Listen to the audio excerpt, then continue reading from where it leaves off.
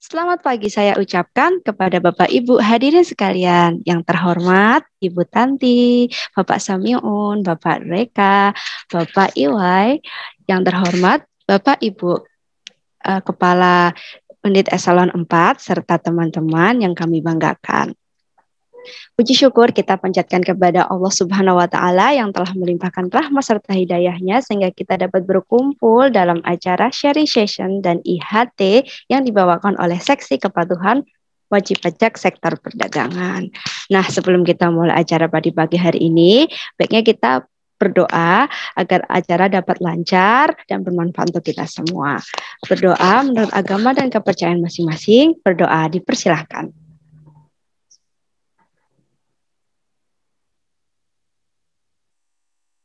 Berdoa selesai. Baik, masuk kepada acara yang pertama yaitu pembukaan. Pembukaan acara IHT pada pagi hari ini akan dibuka oleh Ibu Tanti selaku Kepala Subdirektorat Kepatuhan dan Pengawasan Wajib Pajak. Kepada Ibu Tanti, kami persilahkan. Terima kasih Mbak Raras. Selamat pagi teman-teman semua, apa kabar? Mudah-mudahan selalu dalam kondisi sehat walafiat. Selamat bertemu kembali. Saya sapa dulu teman-teman semua yang ada di sini. Tentunya yang terhormat Pak Samingun, Pak Yureka, Pak Iwai, kalau sudah bergabung di Zoom pagi ini, juga seluruh teman-teman keluarga besar di Direktorat PKP yang pagi hari ini sudah bergabung hampir 100 orang ya, Pak Idil ya, 100 orang. Assalamualaikum warahmatullahi wabarakatuh. Teman-teman semua, ini yang ketiga kalau nggak salah gitu ya, Ibu hadir di tugas terkait pengantar morning activity dan IHT dari Subdit Kepatuhan dan Pengawasan Wajib Pajak yang pada minggu terakhir di bulan April ini tugas dari Seksi Kepatuhan Wajib Pajak Sektor Perdagangan, Pak Aidil dan teman-teman dan tim gitu ya. Nah teman-teman sekalian, IHT pada pagi hari ini mengambil tema yang cukup unik gitu ya. Jadi terkait dengan forensik digital ya Pak Aidil ya. Nanti akan dibawakan oleh teman-teman dari Seksi Kepatuhan Perdagangan. Kemudian terkait dengan temanya barangkali tadi dibilang unik, sebetulnya ya unik karena memang kita mungkin secara personal hampir sebagian besar dari kita barangkali belum terlalu ngeh gitu ya terkait dengan forensik digital yang ada di perpajakan. Jadi memang kalau dari dari historicalnya ini kebanyakan itu kaitannya dengan IT gitu ya, digital terkait dengan software. Jadi orang-orang yang teman-teman semua yang suka dengan IT mungkin terkait dengan software baru dan seterusnya. Kemudian teman-teman yang sudah pernah berkecimpung di pemeriksaan penyelidikan atau penyidikan. Nah, ini banyak dipakai gitu ya terkait dengan forensik digital. Nah, kalau dari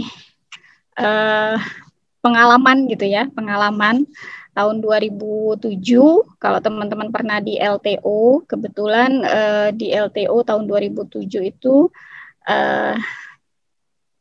di seksi Duktekkomnya gitu ya, di Kanwil. Dulu LTO masih pakai SAPT nih, bukan SIDJP karena dia sendiri gitu ya terkait dengan database-nya.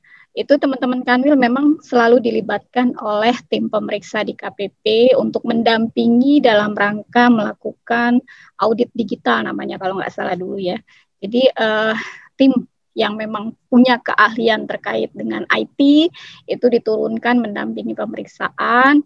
Mereka menyasar tuh laporan visit di lapangan gitu ya di tempatnya wajib pajak untuk menyasar dan mencari tahu main komputer yang ada di perusahaan. Jadi biasanya kalau menurut teman-teman tuh di pemeriksaan itu di perusahaan tuh ada banyak komputer ya, ada yang dipakai untuk memang kegiatan pelaporan pajak, ada juga memang yang khusus mendeteksi ataupun mendokumentasikan transaksi yang memang dipakai untuk perusahaan secara personal. Jadi memang pembukuannya ada banyak. Nah, tugasnya teman-teman di Duktek dulu pada saat itu ya itu keahliannya mencari tahu komputer mana yang memang berisi data-data yang diperlukan pada saat pembuktian.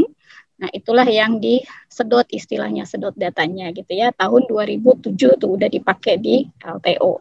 Kemudian pada saat di Jakarta Utara ini juga memang terinfokan terkait dengan teknik untuk pengujian kepatuhan yang salah satunya adalah melakukan forensik digital gitu ya, terkait dengan penyelidikan maupun penyidikan maupun pemeriksaan yang dilakukan oleh teman-teman di Kanwil.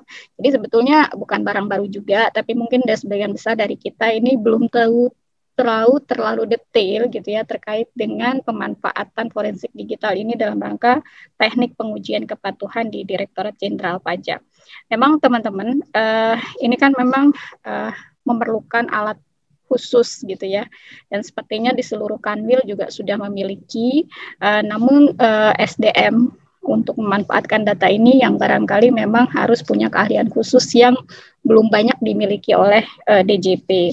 Nah, harapannya teman-teman dengan adanya transfer knowledge ataupun sharing informasi terkait dengan apa sih itu forensik digital, bagaimana pelaksanaannya di pajak gitu kan, secara umum dilakukan seperti apa, kemudian manfaat yang perlu ataupun yang akan nanti didapatkan itu seperti apa. Kalau bisa nanti ada contoh-contohnya, memang akan menjadi cukup menarik buat kita semua menyimak. Jadi mudah-mudahan dari apa nanti yang dipaparkan oleh teman-teman dari Subdit Kepatuhan bisa membuka cakrawala baru kita gitu ya, terkait dengan isu-isu tata cara pemeriksaan atau pengujian dalam rangka penyelidikan, penyidikan maupun dipakai oleh pemeriksaan. Kemudian kalau informasi tambahan juga barangkali dalam program joint program audit antara DJP dan DJBC ini juga sudah pernah dipakai gitu ya. DJP mendampingi DJBC dalam rangka melakukan investigasi terkait dengan wajib pajak tertentu. Nah, ini kebutuhannya memang untuk mengkolek bukti-bukti pendukung pada saat pembuktian di pengadilan. Jadi itu barangkali sedikit pengantar ya, mudah-mudahan nanti nggak terlalu menyimpang dari materi yang dibawakan oleh Subdit di seksi kepatuhan buat teman-teman semua sebelum nanti IHT ada morning activity. Namun mohon maaf karena Ibu tidak bisa bergabung sampai dengan akhir acara, harus ikutan juga di Vicon sebelah gitu ya. Mudah-mudahan acaranya bisa berjalan dengan lancar, dan Ibu sampaikan terima kasih khususnya kepada Mas Dimas yang nanti akan membawakan materi terkait dengan forensik digital, juga dari seluruh teman-teman kepatuhan sektor perdagangan yang pada pagi hari ini menjadi tim support gitu ya dalam pelaksanaan IHT pada pagi hari ini. Dan tentunya untuk teman-teman semua yang ikut menyimak, semoga apa yang kita lakukan pada pagi hari ini bisa mendatangkan manfaat dan pengetahuan baru yang kita bisa pakai di masa-masa mendatang. Demikian teman-teman, terima kasih atas kehadirannya. Mohon maaf, semoga IHT dan morning activity pada pagi hari ini bisa berjalan dengan lancar. Ibu tutup dengan mengucapkan wabillahi taufiq wal hidayah. Assalamualaikum warahmatullahi wabarakatuh. Selamat pagi, terima kasih Mbak Raras. Pagi Bu. Assalamualaikum warahmatullahi wabarakatuh. Terima kasih kepada Bu Tanti yang sudah berkenan membuka acara pada pagi hari ini. Baik, untuk memanfaatkan waktu, kita mulai acaranya.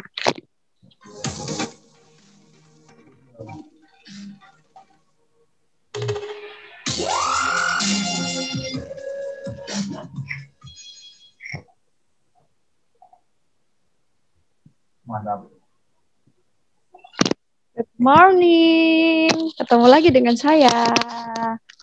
Halo, saya Raras yang akan memandu acara Good Morning PKP. Nah, selamat pagi Bapak Ibu semuanya. Apa kabar? Semoga kabar baik selalu berada di tengah kita. Bagi teman-teman yang sedang sakit, mari kita doakan agar mencapai kesembuhan dan diangkat penyakitnya oleh Allah Subhanahu wa Ta'ala. Bapak Ibu hadirin sekalian, berjumpa kembali dalam acara yang kita nantikan, berkumpul bersama untuk saling menguatkan demi menuju DJB yang berkelanjutan. Nah, kali ini nih, sharing session kita akan mencoba merefresh kembali mengenai sebuah nilai kehidupan. Sebuah nilai yang amat luhur dan berbudi, di mana kita, kalau kita punya nilai itu, kita menerapkan nilai itu dalam kehidupan sehari-hari, hati kita akan menjadi tenang, damai, nyaman, dan tentram. Apa sih nilai yang dimaksud? Untuk kita lebih paham dan nilai ini nih, mari kita simak video berikut ini dan kita mendengarkan penjelasan dari pakar nilai tersebut yaitu Bapak Aidil Nusantara. Kita simak videonya.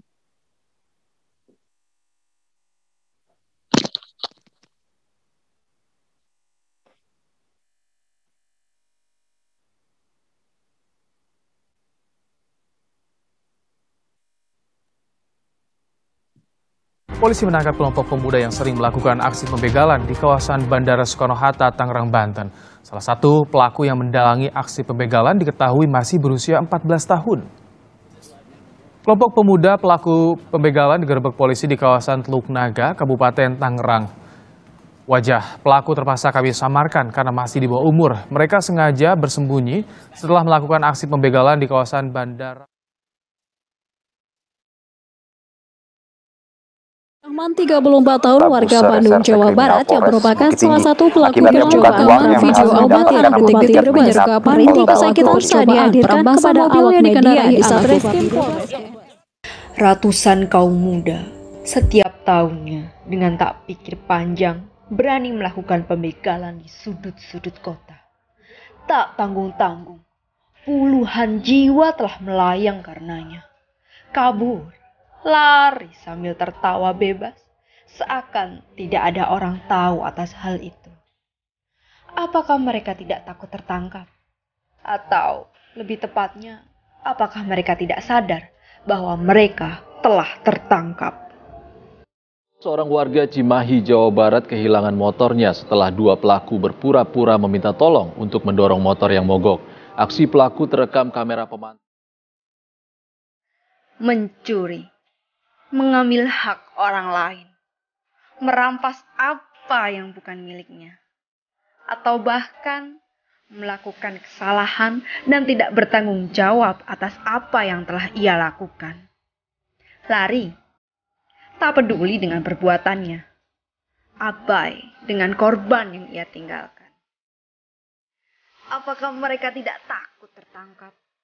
Atau lebih tepatnya, apakah mereka tidak sadar bahwa mereka telah tertangkap? Semua tindakan kita telah terekam.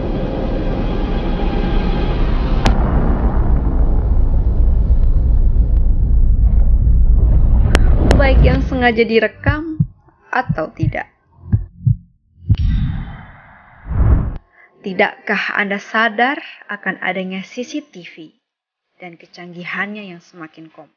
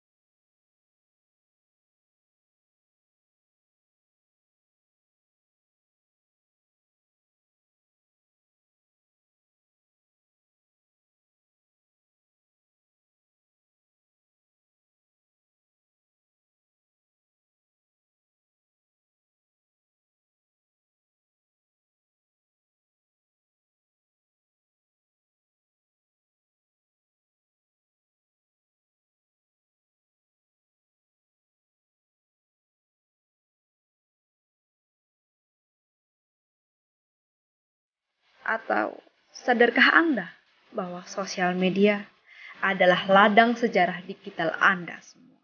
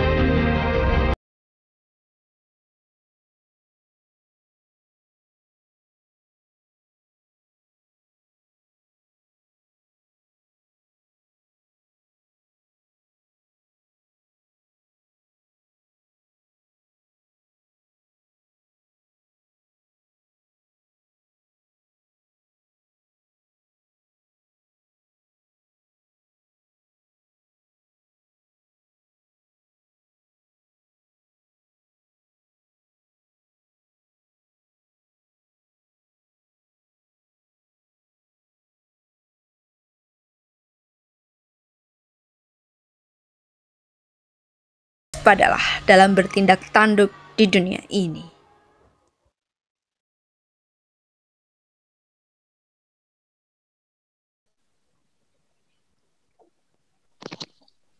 Bismillahirrahmanirrahim. Assalamualaikum warahmatullahi wabarakatuh. Waalaikumsalam. Selamat pagi Ibu Bapak semua. Mohon izin Bapak Ibu Kasubdit, teman-teman eselon 4 dan juga teman-teman pelaksana sekalian. Kalau kita lihat tadi ya, kita kupas dan telisik video tadi, apa pelajaran atau kalau kita religius sedikit ya, berhubung sekarang lagi di bulan Ramadan, hikmah apa yang bisa kita petik dari video tadi. Nah, kalau dulu sekali kita tahunya gambar-gambar pelanggaran itu hanya dari berita TV ya, terus sudah mulai masuk dunia internet, ya tergantung juga para pemuat berita televisi. Tapi ternyata sekarang sudah masuk dunia sosial media ya, di mana orang itu seperti bisa menjadi TV, orang bisa membuat suatu stasiun TV sendiri, dia punya channel YouTube sendiri atau dan sebagainya. Bahkan kita melihat banyak sekali rekaman-rekaman yang memang sengaja diupload untuk di komunitas sosial. Di Instagram ada grup, tadi mungkin sebagian juga ada yang ditampilkan seperti komunitas dashcam Indonesia yang mengupload kejadian-kejadian di jalanan yang mereka rekam dari dashcam mobil mereka. Saya yakin beberapa dari teman-teman juga mungkin sudah memiliki juga teknologi CCTV ya, mungkin di rumahnya, mungkin di kamarnya, mungkin dipasang, karena sekarang udah murah sih soalnya, nggak seperti dulu ya. Kita juga bisa awas sendiri ya, apalagi dengan biasanya rumah-rumah sudah memasang internet broadband ya, yang hidup 24 jam, sehingga bisa kita pakai. Nah, tadi dikatakan we are being watched, kita diawasi oleh benda-benda yang kita ciptakan sendiri. Kita diperhatikan oleh teknologi yang banyak dipasang di sudut-sudut bumi. Sekarang ini kalau orang katanya mau menghack, itu hampir semua sudut bumi itu yang seharusnya tidak bisa terlihat, itu banyak sekali yang sudah tercover oleh CCTV. Kita dilihat oleh beberapa titik mata selain mata kita pribadi. Ternyata pada saat kita melakukan hal tidak baik, ini terutama tanpa kita sadari ada mata-mata lain yang melihat, dan sebenarnya mereka bisa berkata, kamu nggak sadar dari tadi kita ngeliatin kamu kan, gitu, seperti itu seakan-akan. Nah, Bapak Ibu sekalian, jadi teknologi CCTV ini memang satu dari banyak benda yang manusia ciptakan ya, untuk mempersempit, mengawasi ruang gerak manusia dari sisi kejahatan, memperkecil kesempatan manusia untuk berbuat hal-hal buruk. Nah,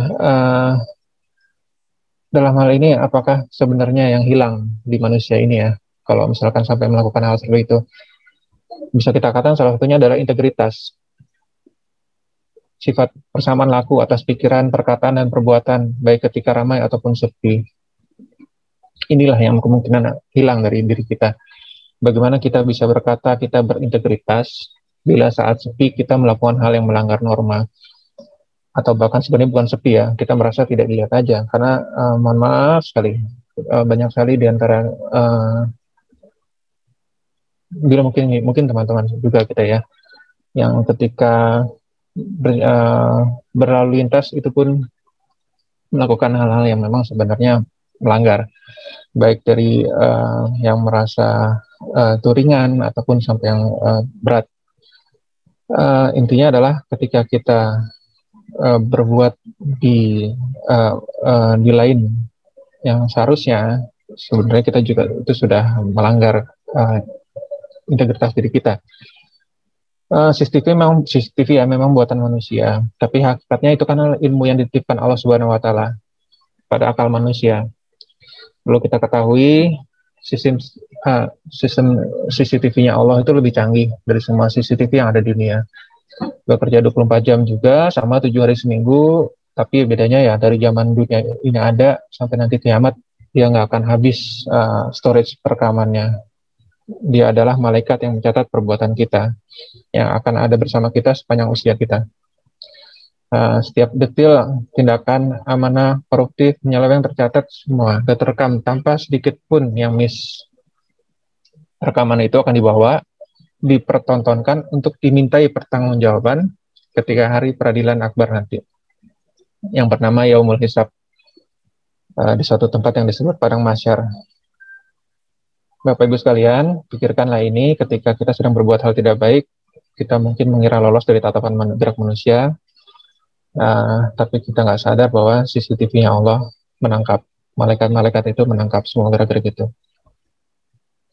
Bagaimana agar kita tidak takut melakukan sesuatu walaupun diawasi 100 CCTV sekalipun? Jawabnya Anda tahu, jagalah integritas kita, jagalah nilai dalam diri kita, karena hakikatnya sesuatu yang kita lakukan akan kembali pada kita sendiri. Jika bukan kita sendiri yang menjaga integritas, lalu siapa lagi? Sekian dari kami. Billahi taufiq wal hidayah. Assalamualaikum warahmatullahi wabarakatuh. Waalaikumsalam. Terima kasih kepada Bapak Aidil yang telah menyampaikan sepatah dua patah kata untuk mengingatkan kita bahwa betapa pentingnya integritas dalam diri kita. Jadi walaupun banyak CCTV di dunia ini ataupun misalnya tembok yang banyak yang berbicara, kalau memang kita berintegritas, hidup kita tuh akan nyaman, damai, tentram, karena kita melakukan apa yang kita pikirkan, apa yang dalam hati kita. Jadi itu semuanya sinkron, sehingga kita tidak perlu takut jika kita diawasi, bahkan diawasi oleh malaikat Allah. Ya, sekian morning activity dari kepatuhan wajib pajak dagang. Nah,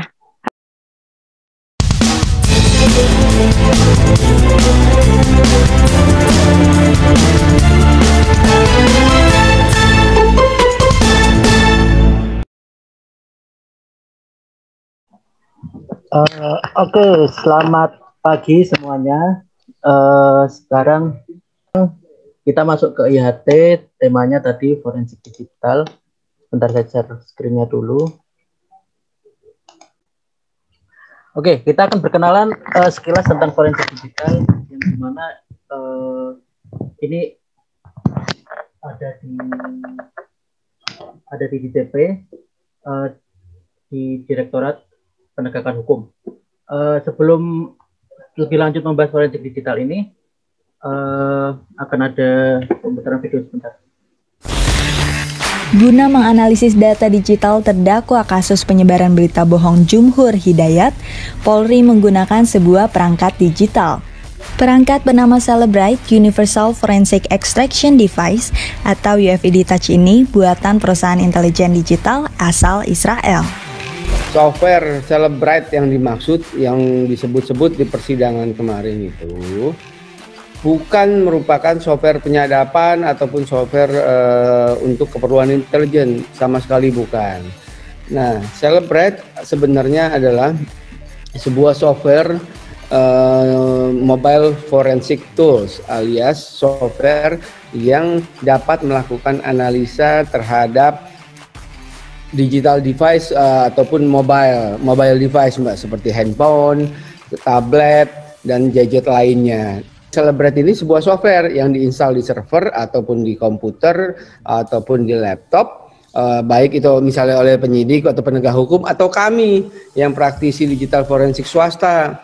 Kami menggunakan Celebrite untuk menampilkan isi handphone yang telah diperiksa oleh penyidik. Isinya apa aja, misalnya terkait yang kasus A, B, C, D, datanya apa saja, yang terkait aplikasi tertentu kah, dengan timeline tertentu kah, ataupun dengan keyword-keyword tertentu kah. Alat yang diciptakan pada tahun 1999 ini mulainya hanya digunakan untuk mengusut kejahatan seperti terorisme dan menemukan anak-anak yang diculik. UFED Touch mampu mengambil data lebih dari 20.000 jenis smartphone milik warga sipil, penegak hukum, lembaga pemerintah, ataupun militer.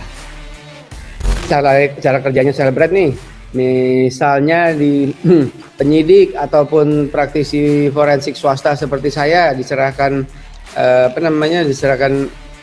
handphone, hasil penyitaan atau hasil temuan dari sebuah kasus ya, yang didapatkan secara legal. Misalnya kalau kepolisian memeriksa seorang tersangka atau memeriksa saksi, handphonenya diperiksa, nah itu kan proses legal tuh. Nah lalu handphone tersebut dibawa ke lab, forensik lab yang menggunakan software, ada software Celebrite-nya. Lalu handphone ini dicolokkan pakai kabel dan dicolokkan ke laptop ataupun PC yang sudah terinstall Celebrite. Nah, sama seperti software-software forensik yang umum lainnya, proses pertama itu yang terjadi adalah proses cloning atau proses cloning ataupun proses forensic imaging, atau kalau istilah kita juga selain forensic imaging itu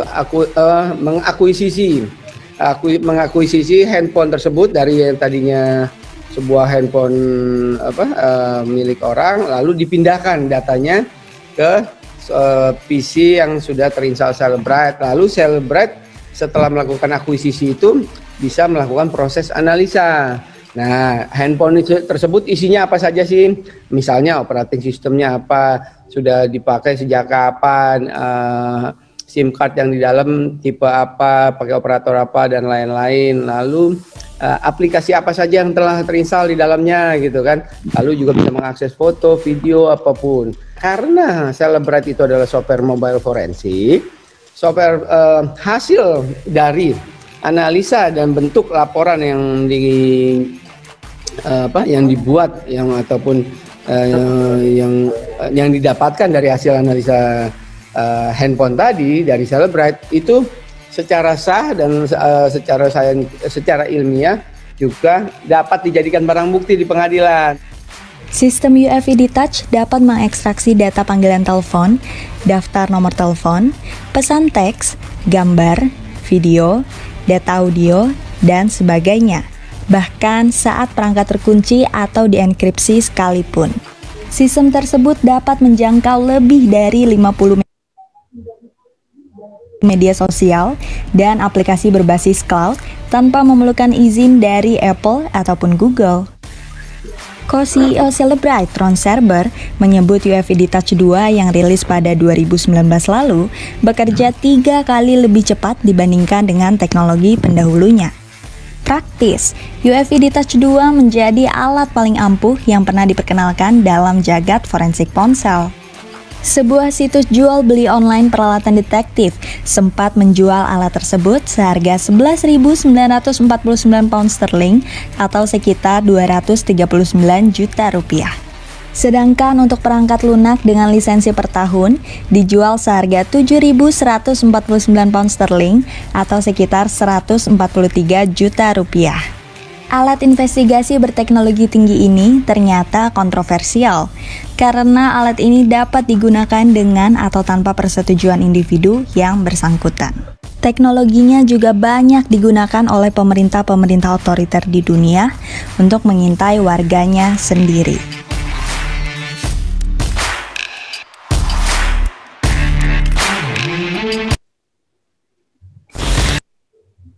Oke, setelah melihat cuplikan video yang dari narasi di channel Narasi TV,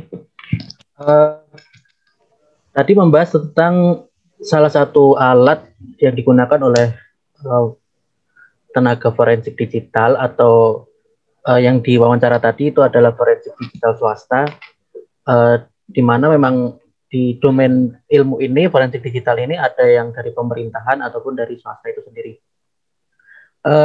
Ini saya akan memperkenalkan sekilas saja tentang forensik digital, gimana prosedurnya, alat-alatnya gimana, terus kemudian di DJP itu langkah-langkahnya untuk melakukan itu bagaimana. Kalau mau lebih dalam tentang keilmuannya ini, harus mempelajari lebih banyak ke ilmu komputer dan turunannya terutama. Kemudian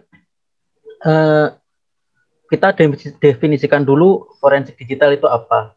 Nah, forensik digital kan ada dua kata tuh, forensik dan digital itu sendiri. Nah, ini sekarang di slide yang Bapak Ibu bisa lihat, definisi dari forensik itu adalah sebuah ilmu pengetahuan yang digunakan untuk membantu proses penegakan keadilan melalui proses penerapan ilmu sendiri atau sains itu. Jadi memang forensik ini adalah sebuah keilmuan. Jadi digunakannya untuk pembuktian di pengadilan. Kemudian ada pendapat dari ahli yang dipakai oleh kebanyakan tenaga forensik, di mana itu adalah proses yang menggunakan scientific untuk mengkolek, analisis, dan menampilkan evidence ini barang bukti di pengadilan. Nah, forensik ini sendiri cabangnya ada beraneka ragam. Yang banyak diketahui oleh masyarakat umum itu adalah kedokteran forensik, yang dimana ketika terjadi suatu kasus, mungkin dibedah secara kedokteran, tubuhnya diautopsi, istilahnya gitu kan. Kemudian ada psikologi forensik, ada fisika forensik, kimia forensik, ada juga yang balastik forensik itu. Nah, ini cabangnya itu ada namanya komputer forensik. Kemudian lanjut definisi dari forensik digital sendiri dari Dr. Happy Wolfre, di mana ini adalah sebuah metodologi yang untuk mengumpulkan barang bukti dari peralatan komputer atau dari berbagai alat penyimpanan atau digital media yang untuk ditampilkan dalam pengadilan dan mempunyai suatu makna tertentu sendiri itu. Nah, ini ada juga definisi dari Bapak Muhammad Nur Al-Azhar, di mana dia adalah beliau adalah dosen di UII yang berfokus di forensik digital itu sendiri. Di Indonesia yang kampus TI yang fokus di forensik digital itu adalah UI sendiri, itu dengan dosennya Pak Nuh. Di mana ilmu ini adalah digunakan cabang dari ilmu komputer untuk kepentingan pembuktian hukum. Kemudian dalam pembuktian kejahatan teknologi tinggi atau cybercrime. Kemudian ilmu ini digunakan untuk mengumpulkan bukti-bukti yang dapat digunakan untuk menjerat pelaku kejahatan itu sendiri. Di DJP sendiri ada aturan di SE nomor 36 tahun 2017 mendefinisikan forensik digital itu sebagai teknik atau cara menangani data elektronik mulai dari kegiatan perolehan, pengolahan, analisis, dan pelaporan, serta penyimpanan data elektronik sehingga informasi yang dihasilkan dapat dipertanggungjawabkan secara hukum. Nah, yang saya garis kuningin ini, yang saya highlight ini, adalah tahap-tahapnya, yaitu kegiatan antara perolehan atau disebut dengan akuisisi, yang di video awal udah dijelaskan oleh yang di video tadi.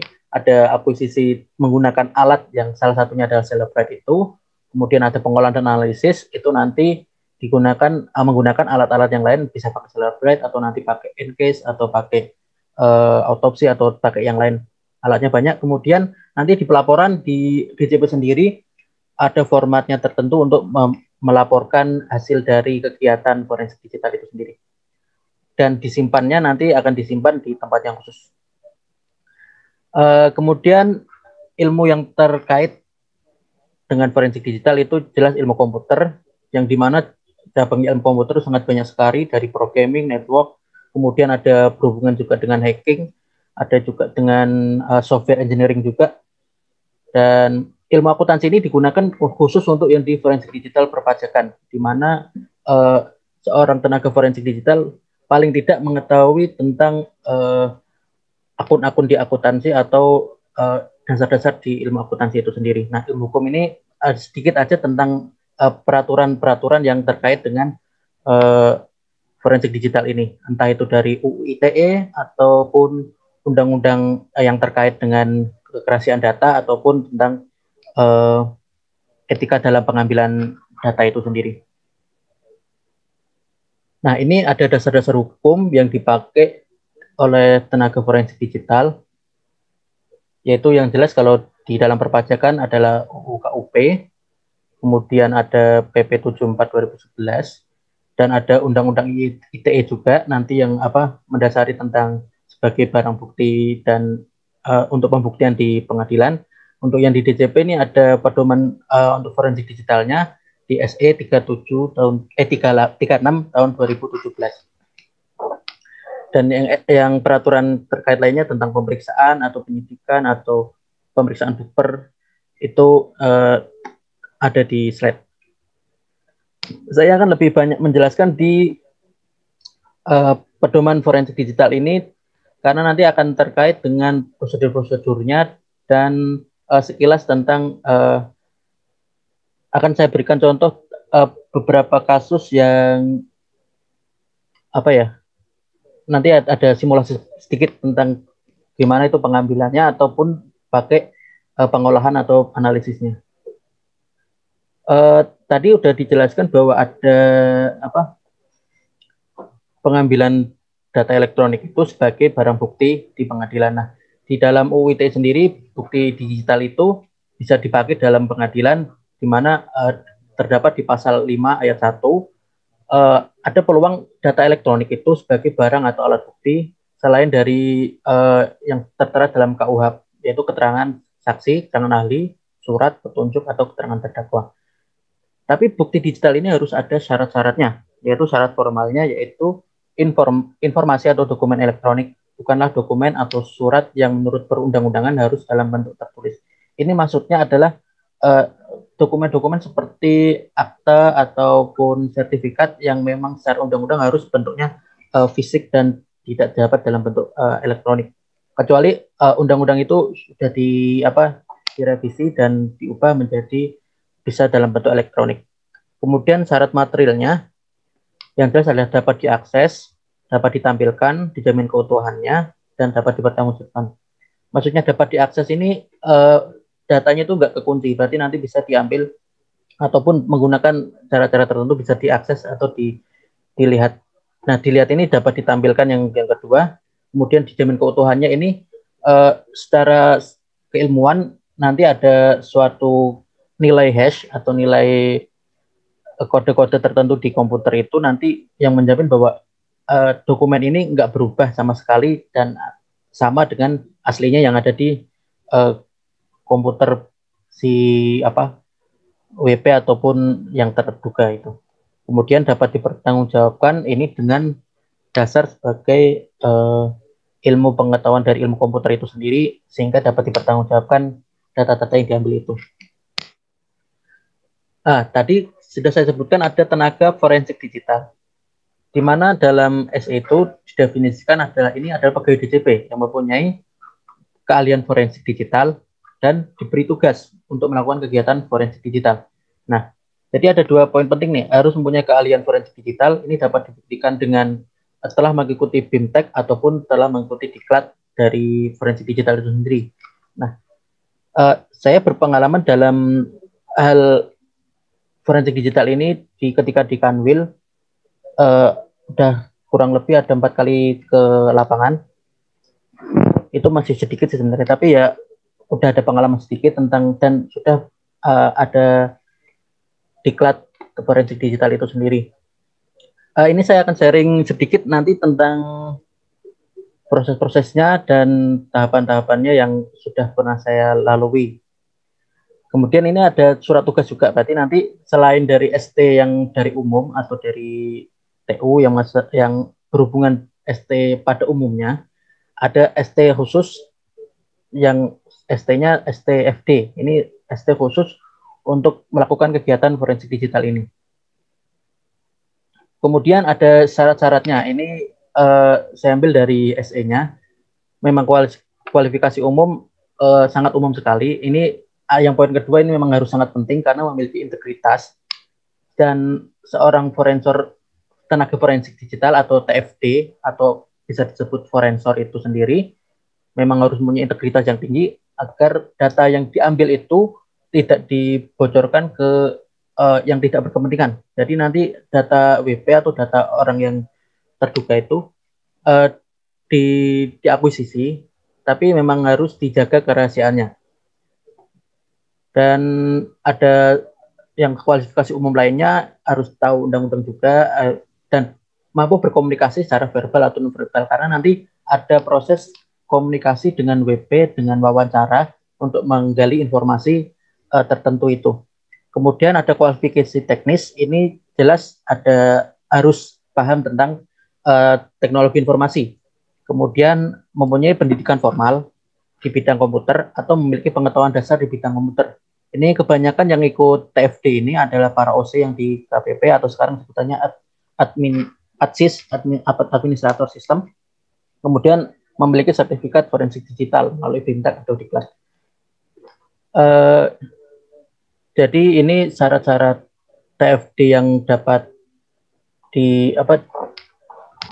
melaksanakan tugas di lapangan. Kemudian ada standar profesional. Jadi sebagai profesi, forensik ini adalah profesi yang di bidang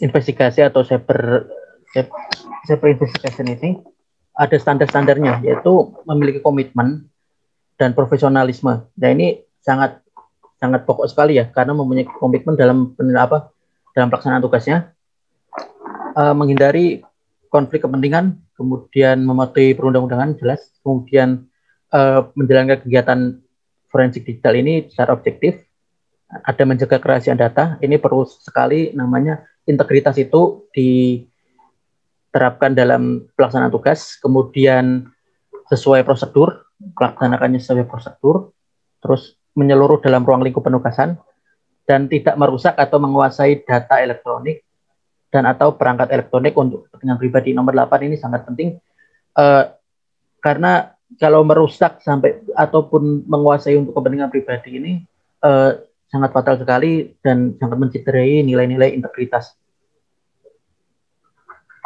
Ini tenaga ahli forensik digital. Nah, ini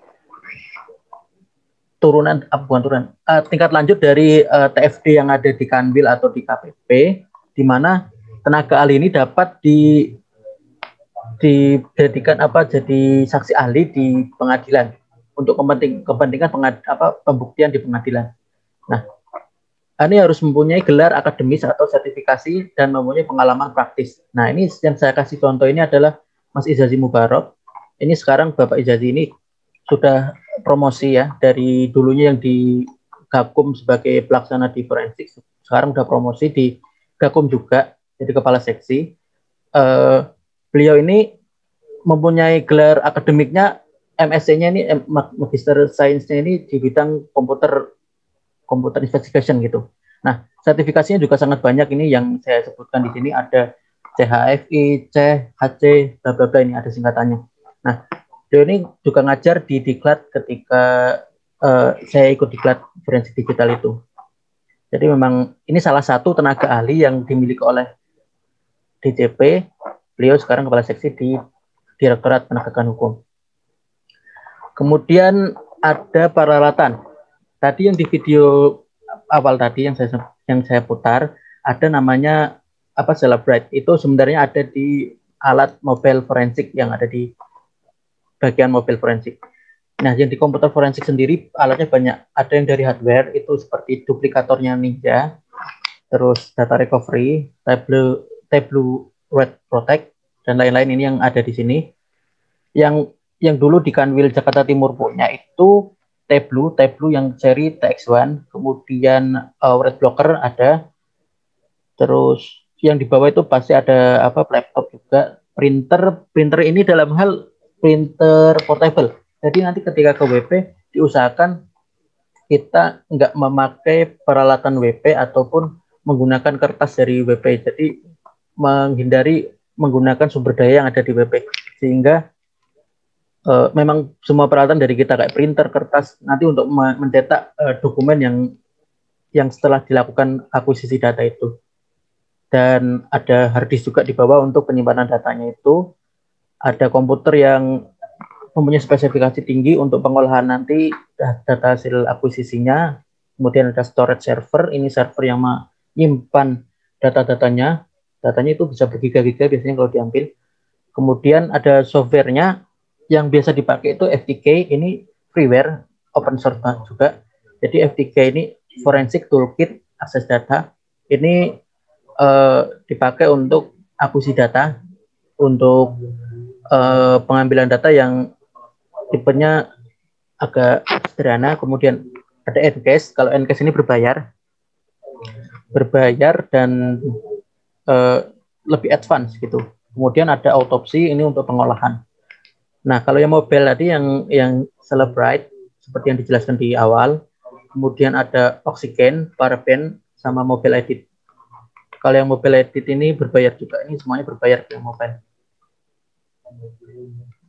Dan kalau untuk yang mobile forensik ini di diklat yang forensik menengah, saya belum mendapatkan untuk materi yang mobile. Jadi yang pengalaman saya ini masih seputar yang masih forensik, yang komputer. Dan memang dari pengalaman di lapangan, memang WP masih banyakkan pakai yang komputer saja, karena pemeriksa membutuhkannya data dari database ataupun dari ledger di server mereka.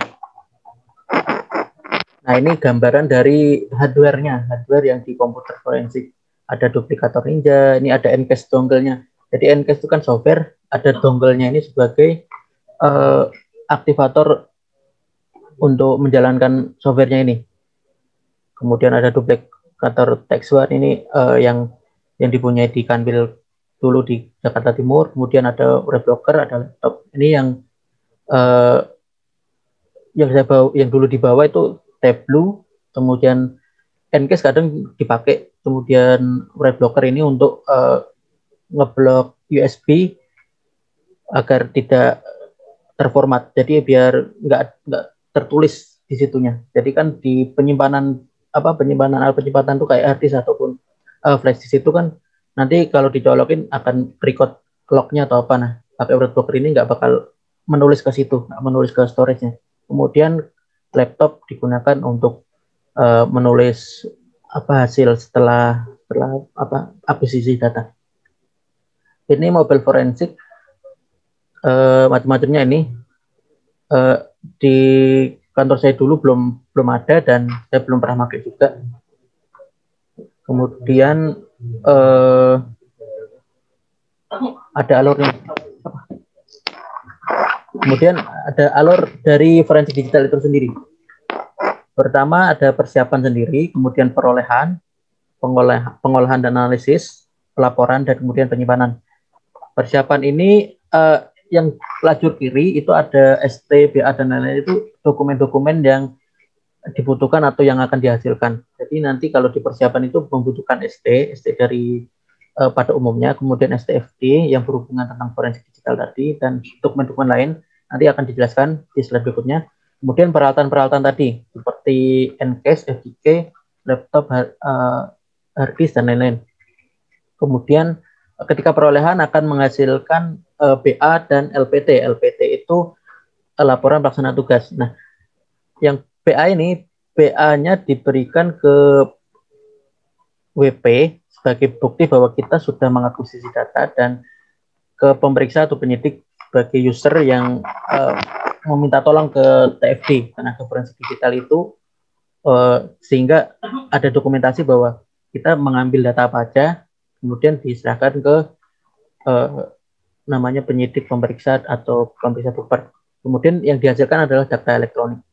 Ketika analisis, di tahap berikutnya analisis, ada BA, kemudian LIPD kuesioner ini dihasilkan setelah dari perolehan, nanti akan dicocokkan LIPD. LIPD itu lembar informasi perangkat digital. Nah, kuesioner ini kuesioner gambaran umum sistem yang ada di perusahaan atau WP itu, nanti akan dicocokkan dan akan diolah dan dianalisis juga. Nanti hasilnya ada data hasil pengolahan. Kemudian di pelaporan ada LPTFD, laporan pelaksanaan tugas forensik digital. Kemudian nanti akan ada paparan hasil dari pengolahan atau analisisnya itu. Penyimpanan ada BA-nya untuk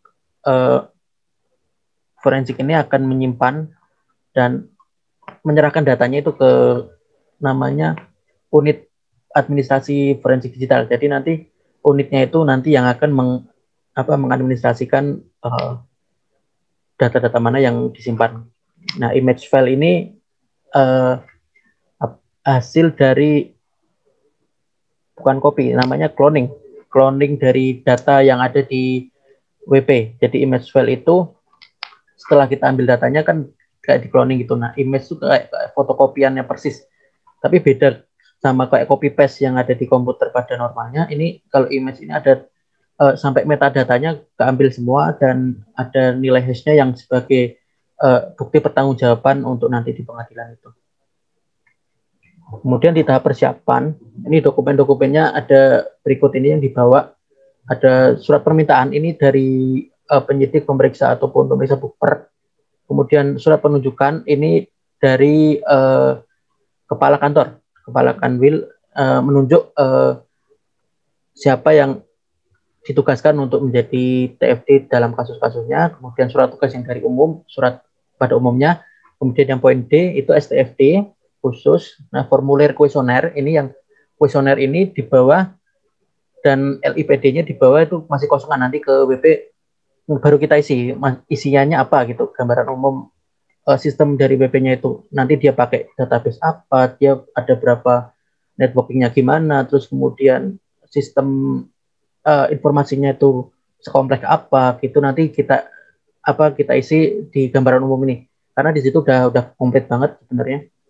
Kemudian di LIPD ini untuk mengisi informasi di perangkat digital yang kita akuisisi. Seumpama saya mengakuisisi PC, nah PC-nya itu datanya ditulis, serial number-nya, mereknya, terus digunakan mulai kapan, yang pakai siapa, terus ini pemilik PC-nya ini siapa, apakah pemiliknya perusahaan atau milik pribadi gitu. Termasuk hard disk atau flash disk yang ditemukan di tempat lokasi. Seumpama pemeriksa atau penyidik mencurigai flash disk atau hard disk itu, bisa seketika itu pun juga diakuisisi dan dicatat data-datanya.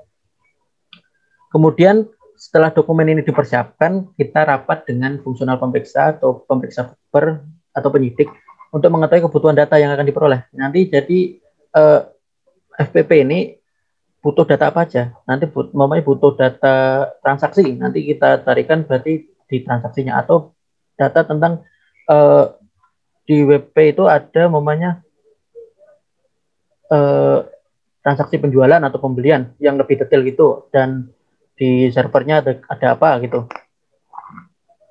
Nah, biasanya FPP fungsional ini udah tahu di WP itu ada apa aja. Kemudian ringkasan kasus ini kita harus tahu kasusnya bagaimana agar nanti bisa nyambung, mau ngambil data yang bagaimana gitu. Kemudian kemungkinan kendala ini sangat penting, karena nanti kalau WP-nya memang tipenya yang sangat tidak kooperatif, kita bisa antisipasi minta backing ke kepolisian atau aparat setempat gitu, karena memang beberapa kasus yang di daerah, cerita dari teman, memang ada yang membawa aparat itu biar untuk pengamanan. Kalau namanya ini memang dari pemeriksanya, bukan dari TFD-nya, karena TFD ini forensor ini bekerja berbarengan dengan penyidik itu atau pemeriksa itu, sehingga memang pemenang untuk meminta bantuannya itu dari fungsional pemeriksanya itu. Kemudian peralatan harus disiapkan. Ini salah satu contohnya, KFTG, NCAS, duplikator, bla bla bla ini. Kemudian akuisisi. Nah, ini kurang lebih urutannya seperti ini ya. Jadi ketika kita sudah mempersiapkan semua, datang ke lokasi bersama dengan FPP, kemudian kita memperlihatkan STFD ke WP, begitu juga dengan fungsional, memperlihatkan identitas, melihatkan surat tugas, itu prosedur umum biar WP tahu siapa yang sedang datang. Nah, forensik ini dipakai oleh pemeriksa biasanya untuk memperkuat kedatangan mereka, bahwa kita serius datang ke sini meminta data, jadi jangan main-main ngasih datanya gitu loh. Kalau datanya ketahuan malah nggak benar, bisa dipermasalahkan. Jadi memang forensor ini dimintai bantuan agar WP itu mau jujur dan memberikan data yang apa adanya. Nanti bisa di cross check dengan di SPT ataupun di data pihak ketiga. Nah, setelah memperlihatkan surat tugas, nanti didampingi WP ketika melakukan kegiatan. Memang harus dilihat WP, jadi ketika kita mengoperasikan komputer harus WP melihat juga. Ketika kita mengambil data apa aja, WP harus tahu, karena kalau WP merasa ini data ini nggak boleh gitu, Alasannya apa? Nah, itu nanti kebijakan tetap di fungsional, apakah mau diambil atau enggak di fungsional pemeriksaannya itu. Kita nanti akan melaksanakan sesuai dengan kebutuhannya dari fungsional pemeriksaannya itu. So, kalau ada email, umpamanya kita mau ngambil akuisisi email, nah, ada email-email tertentu yang pribadi, fungsional bilang nggak usah, ya udah nggak usah. Gitu. Atau ketika mau ngambil data di komputer, ada kecampur juga dengan yang tidak terkait dengan pemeriksaan, umpamanya tahun 2000, pemeriksaan 2018 ternyata diambil 2017, ya jangan, karena akan berbahaya juga. Ini dikecualikan dalam kasus ini kalau PC atau perangkat elektroniknya itu dalam keadaan mati. Jadi kalau memang keadaan mati, diusahakan jangan dihidupin karena akan merubah log ataupun status awalnya. Jadi saat itu pun kalau memang PC-nya mati dalam hal ini nggak bisa dihidupin. Jadi di cloning, jadi ada teknik yang di clone, benar-benar apa? Di duplikator itu pakai kayak Ninja Duplicator atau yang Tableau Text1 itu untuk mengambil datanya itu dalam keadaan PC-nya itu mati. Jadi yang diambil bukan PC-nya tapi hard disk-nya diambil terus diduplikat si hard disk-nya itu. Tapi kalau masih hidup ya pakai teknik imaging aja atau istilahnya kalau copy dan ambil yang dibutuhkan. Kemudian ada wawancara yang dimana ini untuk menggali informasi tentang gambaran umum sistem informasinya, datanya apa, database-nya apa, kemudian pihak-pihak yang terlibat apa aja gitu. Kemudian mengidentifikasikan perangkat, ini pakai LIPD tadi, lembar informasi, untuk mengidentifikasikan perangkatnya, kemudian melakukan proses dari perangkat elektroniknya itu yang diduga sebagai sarana penyimpanan data elektronik dengan metode imaging. Nah, kemudian yang nomor 6, jika perangkatnya dalam keadaan mati, nah kayak yang saya jelaskan tadi, biarkan kondisinya seperti tersebut, seperti awalnya, dan dapat diakuisisi dengan metode yang duplicating itu, menduplikasi isi seluruhan dari harddisknya itu. Kemudian yang nomor 7 paling penting adalah mendokumentasikan kegiatan dari foto, kemudian dari dokumen-dokumen BA, kemudian hasil dari foto BA gitu, yang penting itu. Kemudian memberikan identitas di setiap hasil perolehan. Maksudnya ini kita banyak perangkat, kemudian yang diambil di namanya hard disk, PC, kemudian laptop. Nah itu dikasih identitas di hasil akuisisinya itu, biar nggak tertukar satu dengan yang lain. Nah ini dokumen yang dihasilkan BA perolehan data ini diisi, nanti ada identitas data apa yang diambil, nilai hash-nya, terus kemudian setelah hasilnya didapatkan kita berikan BA-nya ke pemeriksa atau BP. Kemudian LIPD dan kuesioner yang telah terisi ini nanti sebagai informasi untuk kita untuk dalam tahap analisis nanti, karena akan berguna. Kemudian laporan pelaksanaan tugas ini nanti dikerjakan ketika sudah sampai kantor. Ini untuk pelaksanaan tugas kita sudah pergi ke lokasi BP gitu. Intinya LPT ini untuk setelah pergi ke lokasi. Nah, hasil perolehannya itu file hasil image atau hasil duplikasi, kemudian ada nilai hash. Nah, nilai hash ini yang dipakai untuk pembuktian. Kemudian pengolahan dan analisis.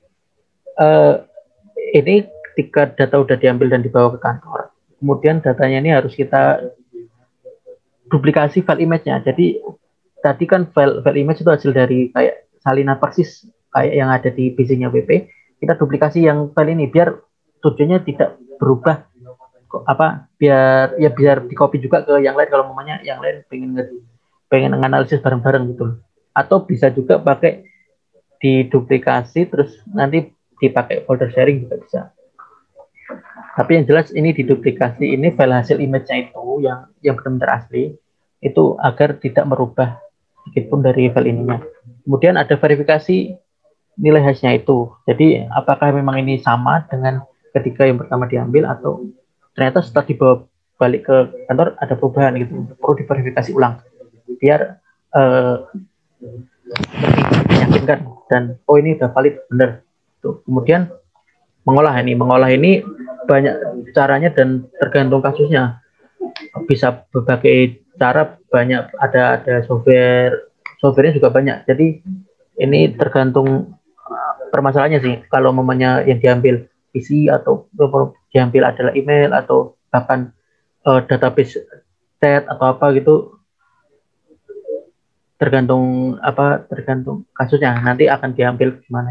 Kemudian akan mendokumentasikan kegiatan ini, screenshot dari pengolahannya itu, kemudian menemukan hasil laporannya. Nah, hasil pengolahan ini akan diserahkan ke fungsional pemeriksa. Tapi sebelum diserahkan pasti ada tahapan namanya yang pemaparan ke fungsional pemeriksa, dan pelaporan LPTFD-nya ini juga nanti akan diberikan ke fungsional pemeriksa itu. Kemudian tahapan penyimpanan ini file image asli yang dari WP, yang hasil dari kopian dari WP yang asli, imagingnya ini disimpan oleh UPAFD, ini unit pelaksana administrasi. Jadi ini akan disimpan oleh mereka khusus. Nah, di tempat khusus kan yang nomor 2, petugas menyimpan file image asli ini di tempat khusus. Kemudian setelah forensor ini, TFD ini menyerahkan ke data aslinya ini ke mereka, akan ada namanya BA penyimpanan gitu kan. Dan jika diperlukan, maka dapat meminjam data itu dari tempat penyimpanan khusus itu gitu, pakai formulir peminjaman dan pengembalian dokumen elektronik. Sekian dari saya presentasinya. Ini saya akan tunjukkan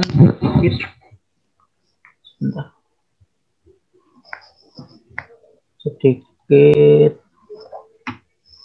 ada contoh kasus dan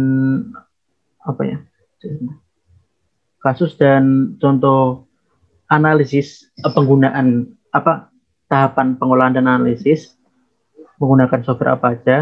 Ini saya pakai contoh ketika soal dari ini, seolah-olah ada kasus. Sebentar, saya share dulu.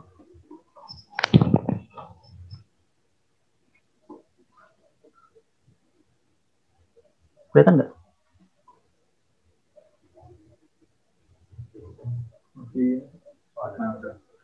Nah,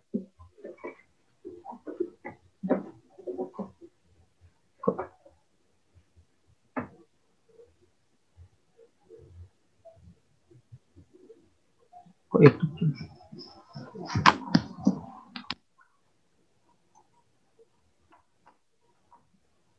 Kamu ya?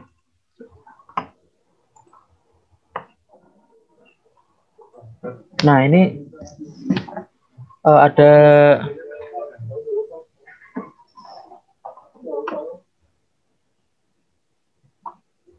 kok nggak mau sih?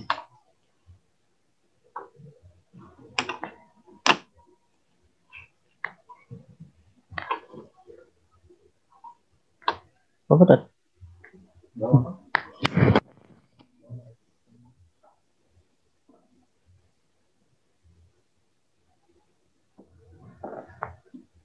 Nah, itu ada di layar, ada contoh kasus dari, ini soal dari seminar forensik digital nasional yang diselenggarakan oleh Gakum tahun 2018. Ini ada kasus seperti ini.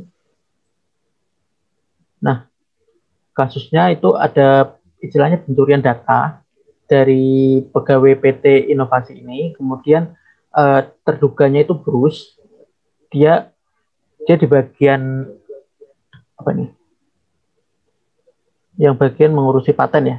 Nah, ini dia keluar, kemudian ada PT saingannya yang menerbitkan juga file yang mirip gitu loh. Di sini dicurigai oleh pihak internal auditnya dari PT ini,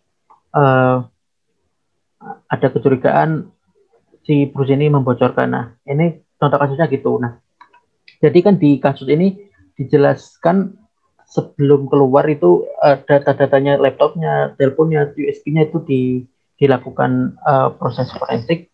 Nanti untuk membuktikan apakah dia memang melakukan suatu tindakan pencurian data ini atau pembocoran data yang pembocoran paten ini yang nanti diberikan ke pihak yang pihak luar saingannya. Nah, ini saya ada jawabannya dari ini jawaban saya ketika menyelesaikan challenge ini dari persoalan tadi.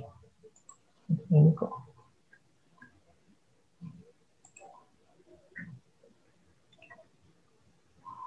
Nah, ini kan yang soalnya kan tadi ada banyak tuh berapa soal. Nah, ini ada jawaban-jawabannya. Tapi ini kalau yang nomor 7 ini menggunakan properties yang ada di Windows Explorer. Jadi kan ini untuk mengetahui tanggal create sama tanggal simpan. Nah, kemudian ini yang mengetahui lokasi dari foto. Ini kan ada soalnya gimana?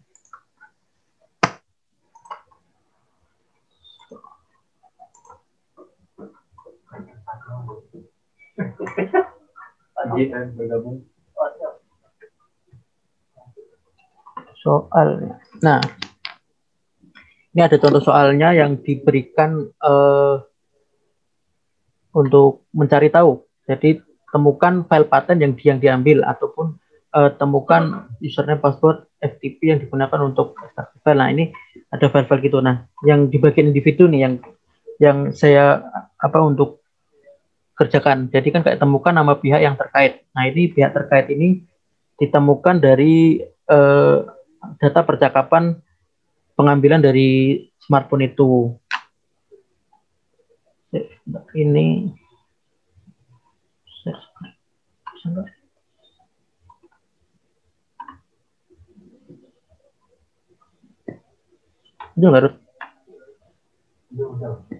nah, ini ada database percakapan WhatsApp. Nah, ini ada alat namanya software WhatsApp Viewer. Ini untuk menampilkan data percakapan yang telah diambil. Nah, teknik ngambilnya itu pakai yang Celebrate itu atau pakai Encase juga bisa.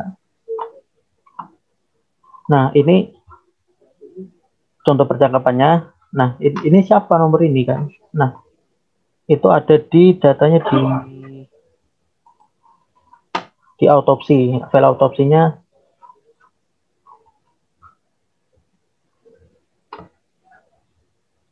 Ini enggak ada ya, yang ini enggak ada. Nah, kalau tampilan file autopsi itu kayak gini, nanti jadi muncul enggak? Oke, ini contoh tampilan dari file autopsi yang menampilkan isi umpamanya pengambilan dari komputer. Ini kasus lain nih. Jadi yang kasus yang tadi belum tak masukkan sini. Ini contoh yang lain yang di National Summit Seminar Forensik Digital tahun 2019 ini ya. 19. Kalau yang tadi kasus 18 nih. Tampilannya dari softwarenya yang autopsi itu kayak gini. Karena autopsi ini kan memang software gratis dan memang banyak dipakai oleh para forensik digital itu, para tenaga forensik.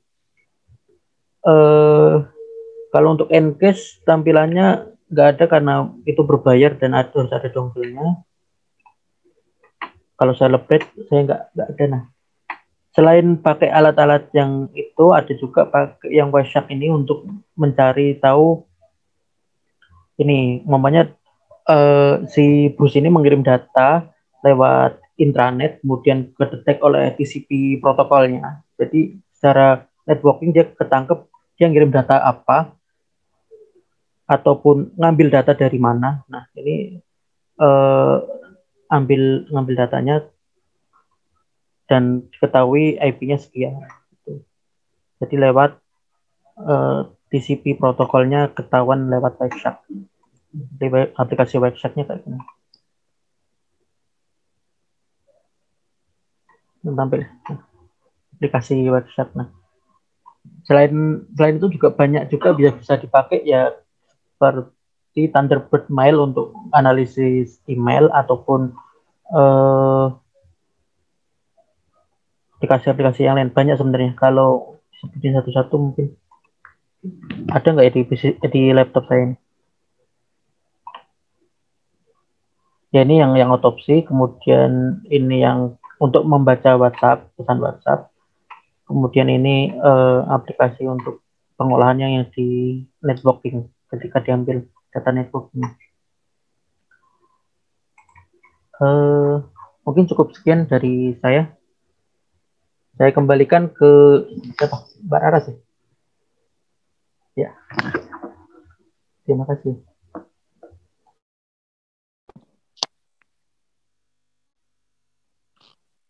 Baik, terima kasih Mas Dimas yang sudah membawakan IHT Digital Forensik, pengenalan digital forensik. Apakah Bapak Ibu ada yang ingin bertanya atau disampaikan? Kami persilahkan.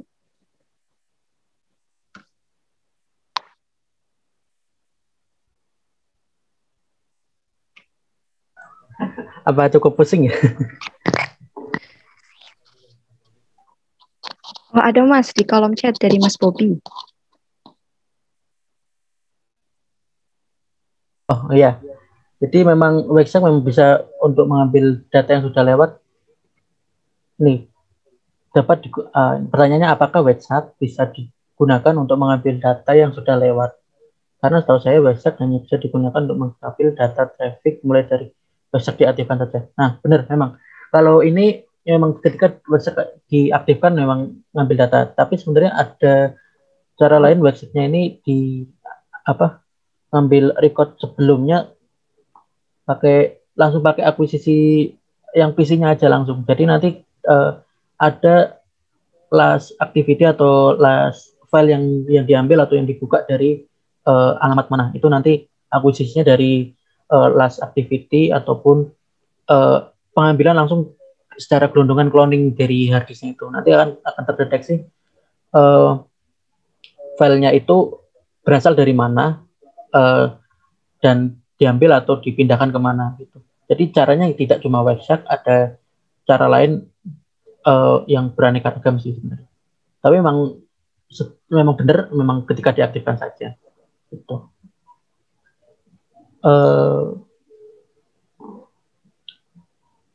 Ini dari sekali. Kemudian kegiatan perolehan data digital atau akuisisi apabila proses imaging dengan software membutuhkan waktu hingga lebih dari 24 jam, apa yang harus dilakukan? Nah, ini pengalaman dari orang Gakum.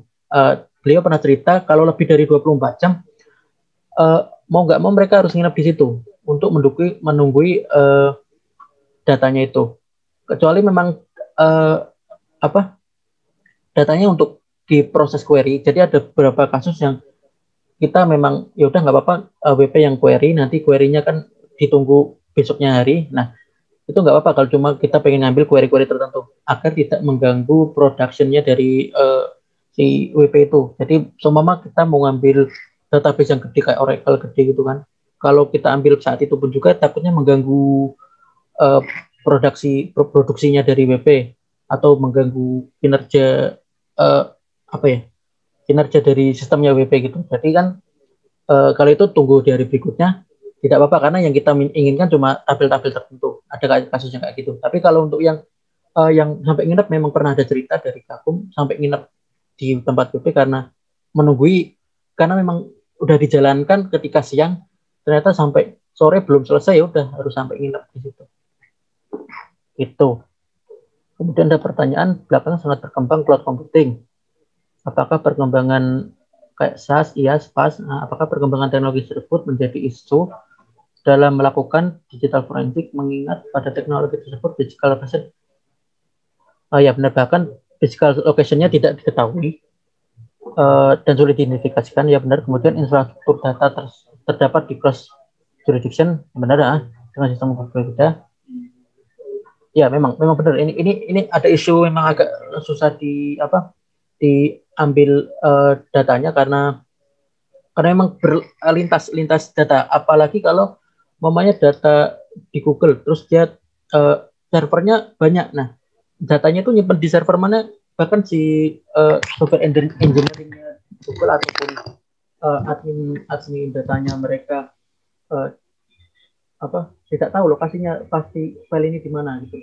Nah, memang ini jadi isu sih, jadi pembahasan untuk yang tenaga forensik yang udah ahli. Kalau saya belum pernah sampai kasus ini karena untuk pemeriksaan yang ditingkatkan itu memang penyimpanannya masih penyimpanan lokal. Kalau untuk penyimpanan cloud seperti yang Google Drive atau di aplikasi cloud, kita pakai cara minta izin itu untuk login ke aplikasinya itu, dan kemudian kita ambil secara live dari aplikasinya itu. Jadi istilahnya kayak kita download aja dari aplikasinya itu, ada formulir persetujuan bahwa kita minta akses ke akun mereka, kemudian kita ambil data yang kita perlukan. Nah, itu untuk kasus yang kita perlukan aja datanya, nggak cuma perlindungan. Kalau untuk data perlindungan kayak gini, saya belum pernah ada pengalaman kayak gitu, tapi memang isu agak besar memang, karena kalau ngambil perlindungan cloud itu agak susah sebenarnya.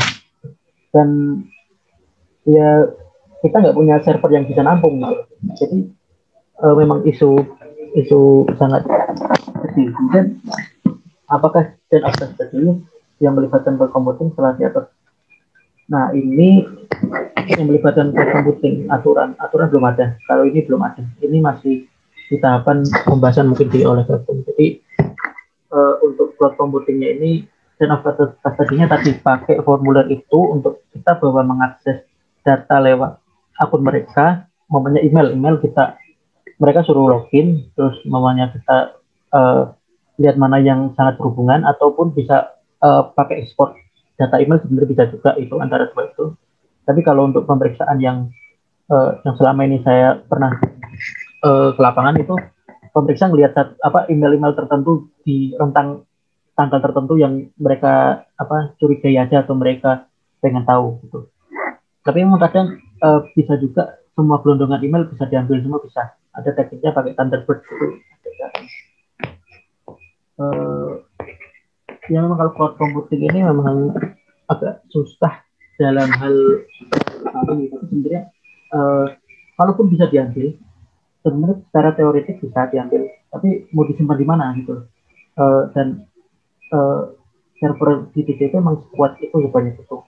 Paling diambil sebagian di tahun tertentu aja, mungkin itu bisa. Itu udah bagian di tenaga ahli forensik tadi, kayak Bapak Izadi Mokhtar tadi kan, yang udah sangat expert, mungkin bisa sampai ke cloud computing ini. Kali ini saya tingkat lebih lanjut nih. Ini saya mengenalkan yang dasarnya aja. Ada pertanyaan lagi?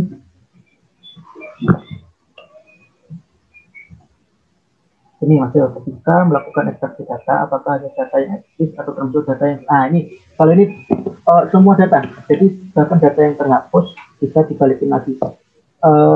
Kalau di contoh ini tadi di otopsi, ini ada ini kasus yang di 2019 ini, ketika nih nomor 10 ini ada data di flash disk yang ternyata sudah dihapus. Jadi ketika ditemukan hard disk kosong, tidak serta-merta itu tidak ada data sebelumnya. Jadi ini bisa recover datanya dan bisa tahu isinya datanya apa, tentang PDF kah, tentang gambar kah, tentang dokumen apa, bisa begitu. Memang bisa recover dan bisa diambil semua. Bahkan mungkin data bentuk kayak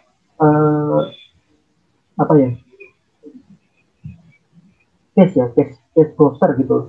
Kita pernah setting case-nya, ada tertinggal juga di situ, bisa ambil. Jadi kan forensik ini ilmu untuk mencari petunjuk gitu kan, yang dibutuhkan oleh penegak hukum. Jadi kita mencari petunjuk entah dari jejak kaki ataupun dari serpian-serpian kecil untuk menyambungkan petunjuk itu.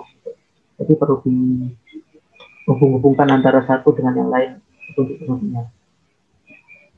Selain data yang dihapus, bahkan data yang keenkripsi, ada beberapa metode alat yang bisa membuka data yang keenkripsi, yang terpassword. Jadi memang ada alat yang bisa gitu, tapi memang butuh kinerja CPU ataupun GPU yang membuka passwordnya itu. Kalaupun agak kesusahan gitu ya langsung aja tanya PC-nya kalau memang kooperatif. Kalau tidak ya mau tidak mau harus pakai teknik-teknik brute force ataupun alat-alat yang lain.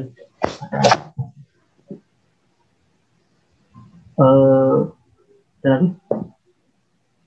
terakhir saya ke lapangan itu 2019, sudah lama banget. Jadi mungkin saat ini mungkin perkembangan kasusnya lebih maju lagi ya. Jadi yang saya turun ke lapangan itu cuma kasus WP yang datanya tidak banyak banget. Pakai database-nya bisa database lokal, tapi bukan pakai akses sih, pakai ya kayak software lokal kayak Zahir, Akurat, terus yang aplikasi-aplikasi accounting yang di lokal ini. Kalau untuk cloud memang menjadi topik tersendiri untuk nanti di DCP akan membuat aturan tersendiri ini untuk penegakan hukum untuk yang cross border ini, jurisdiction ini kan. Jadi karena sudah lintas negara dan mungkin butuh forensor yang taraf internasional kali ya. Kalau saya mah forensor di tingkat kanwil, masih tingkat wilayah. Saya cuma di sini mau sharing yang saya tahu, sedikit yang saya tahu. Ada lagi? Mbak Rara mau lanjut ke acara berikutnya? Ini tiba kita di penghujung acara, yaitu penutupan. Sebelum ditutup, saya akan membacakan pantun. Bunga mekar di perbukitan, sawah luas di pedesaan. Terima kasih untuk perhatian, mohon maaf untuk kesalahan.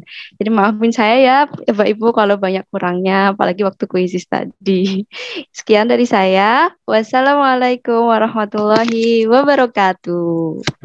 Waalaikumsalam warahmatullahi wabarakatuh.